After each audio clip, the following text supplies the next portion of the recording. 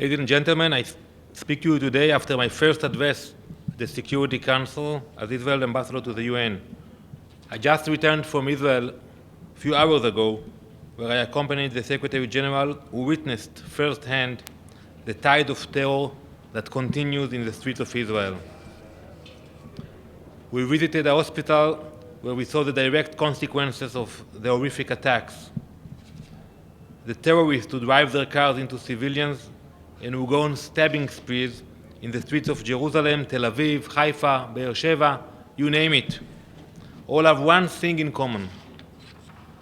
Their minds are inflamed with hate, and this is a direct result of the incitement against Israel. Incitement coming from the leadership of the Palestinians. And when I stood yesterday with the Secretary General in the Hadassah and Karem emergency room, a son of one of the victims approached us, and he asked the Secretary General to make sure that the incitement will stop. The incitement in the social media that led to the attack and that led to the situation where his father is now struggling in the hospital. Only yesterday, the Palestinian representative stood here and denied that the PA teaches its students to hate. Well, the facts speak for themselves. I have here with me more examples from the Palestinian Authority educational system, which clearly incite against the state of Israel and encourage the killing of Jews. You will excuse me, I do not have the time now to read to you all of the information, but I will give it to you. Mansour writes hundreds of letters to the Security Council. He had spoken at countless events in the UN. Yet, maybe you can help me finding even one condemnation of Palestinian terror. I couldn't find it. One. The denial of Mansour is not surprising.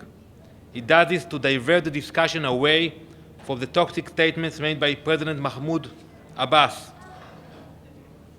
He said that he welcomed every drop of blood spilled in Jerusalem.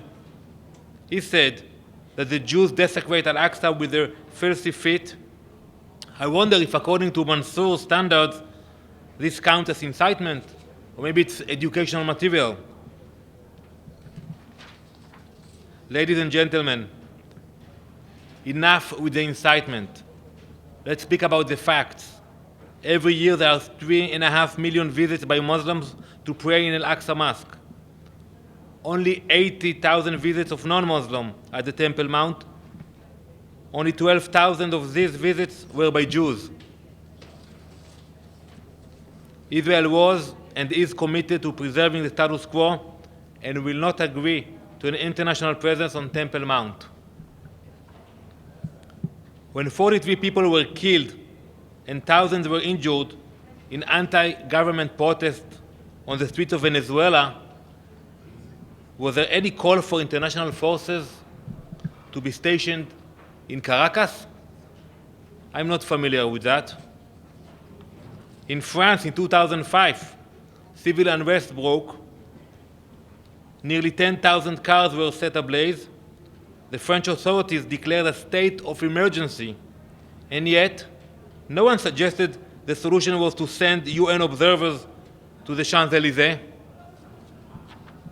Ladies and gentlemen, I call on the Security Council to stop making excuses for the Palestinians and call on Abbas and the Palestinian leadership to cease immediately the incitement and violence. These are fragile days.